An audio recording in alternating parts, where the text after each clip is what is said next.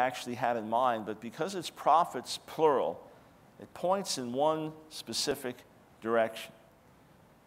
Now, in Nazareth, you see those letters N-Z-R. That's the root of the word, that's Saret. What prophets could he have been referring to? Now, remember I told you that when he quoted Isaiah 7, he was not just looking at Isaiah 7. When he quoted the famous virgin birth prophecy, is it a virgin birth prophecy or not? We'll discuss that in a bit. However, when he quoted that, my premise was he was not just looking at Isaiah 7, but he was looking at Isaiah 7 through 11. Now, why do I say that? Take a look in the 4th chapter of Matthew.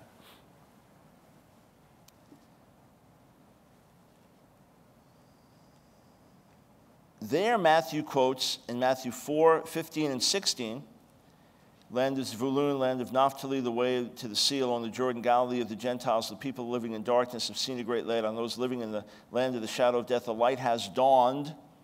That's Isaiah 9, 1 and 2.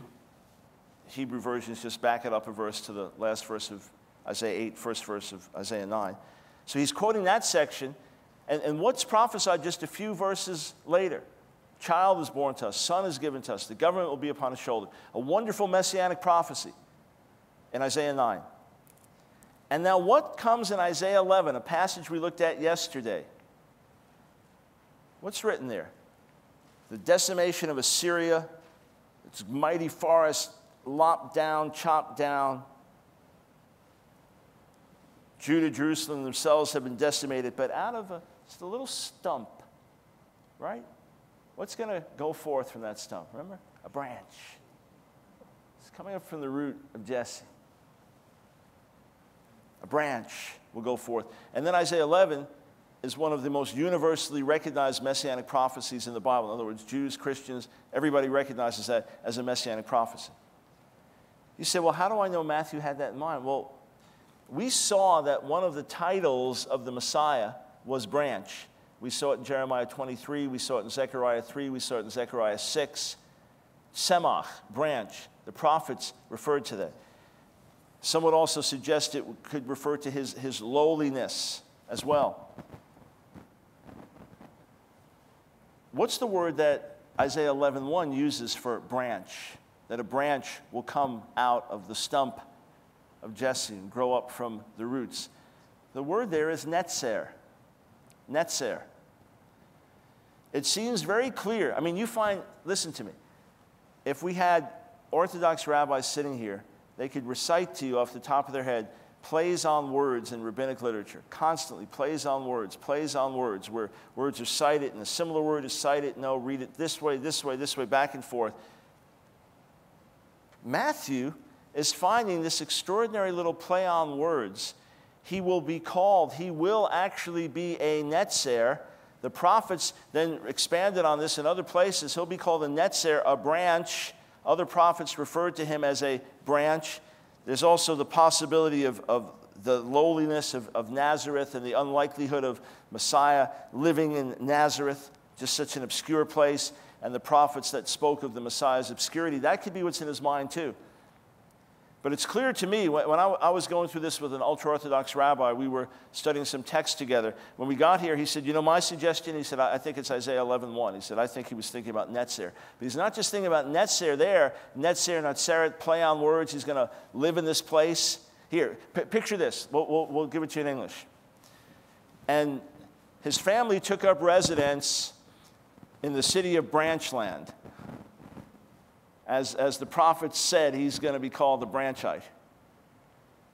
And then you find all these prophecies about the branch. Would you say, oh, that's crazy? Or would you say, isn't that interesting? Especially given Jewish methods of interpretation of the day.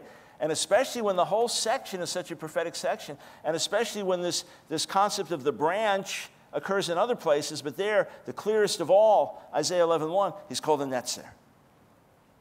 Most scholars accept that designation. For me, there's no reason to look any further. And the going from the Hebrew to the Greek and the different letters involved, it all can work out without a problem. So you have two choices when you read this. You can either say, Matthew doesn't know what he's doing, and these proofs wouldn't convince anybody, and it's so easy to refute them. Or you can say Matthew, with his eyes open to the Scriptures, recognizing his Messiah risen from the dead and sending the Spirit and power and confirming his word through these years, goes back and sees in many different ways God pointing to his Son. Now, here's the key thing. Please understand this. This is major. There are some prophecies which are laid out and given to us in ways so that as we ask, who is the Messiah? What does he have to do? Who does he have to be? How can we identify him? There are clear things given, clear things that had to happen within certain time frames. And then there are other things that you would call allusions, hints, interesting insights, things that point to. In other words, Matthew is not thinking that in quoting this verse or quoting this word that was spoken through the prophets, that he'll be a netzer, a branch, and he lived in Nazareth, that they'll all say, oh, then we have to believe. He's painting a whole picture, okay? And some of the rabbinic interpretation would be called midrash, which is homiletical interpretation. And there's no question that some of Matthew's interpretation is homiletical as well. In other words, there are certain things that you would say are proof texts, are fundamental, that are life and death passages. For example, if what we examined yesterday, Isaiah 42 and Isaiah 49 and Isaiah 53, are not messianic, then we have a hard time saying that Jesus is the Messiah. There are other things that are simply homiletical illustrations and interesting points and insights and things he draws out. And this is one of them. So he's not making it up. He uses a different quotation formula here. And he will be called the Nazarene is a summary of these prophetic voices saying he'll be called a branchite and he lives in branchland. Isn't that interesting? It's that simple. So what about Isaiah 7:14 then? If in fact Matthew had Isaiah 7 through 11 in mind, as we have every indication he did, because he quotes from Isaiah 7, he quotes from Isaiah 9, and here's a definite allusion to Isaiah 11, then how in the world is Isaiah 7:14 messianic? We're going to take a few minutes on it. If you really want to get into massive depth on it, you can read volume 3, where I treat it at great length. But let's just take a look. Isaiah 7:14. Let's get the context. Isaiah 7:1, when Achaz, son of Yotam, the son of Uzziah, was king of Judah, King Ritzin of Aram, and Pekah, son of Remaliah, king of Israel, marched up to fight against Jerusalem, but they could not overpower it.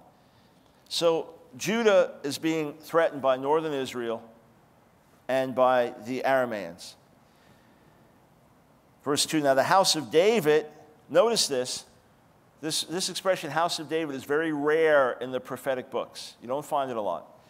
The house of David, speaking of the dynasty, speaking of the king in Judah and what he represents, the house of David was told, Aram has allied itself with Ephraim.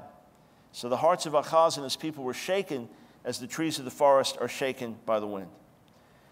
Then the Lord said to Isaiah, go out, you and your son She'ar Yashuv, which means a remnant will return, or a remnant will repent, to meet Achaz at the end of the aqueduct of the upper pool on the road to the fuller's field, the washerman's field. So why was Achaz there at the aqueduct of the upper pool? He's probably surveying things. If we're besieged, what's our water supply? He's checking things out. Now, we know